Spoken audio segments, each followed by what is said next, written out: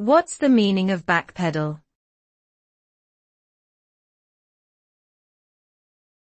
Backpedal.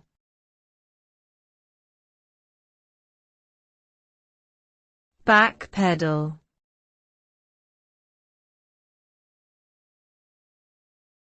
Backpedal.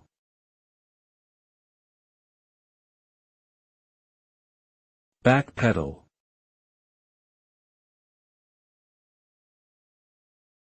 The term backpedal typically means to reverse or retreat from one's previous position or statement. It can refer to a physical motion, such as when riding a bike and pedaling backwards to slow down or stop, but it is most commonly used in a figurative sense. It suggests a person retracting their words or actions, often due to realizing they were incorrect or faced with criticism or opposition.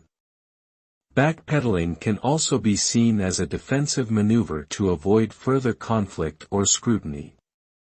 Successfully navigating situations where backpedaling is necessary requires mindfulness, openness, and effective communication skills.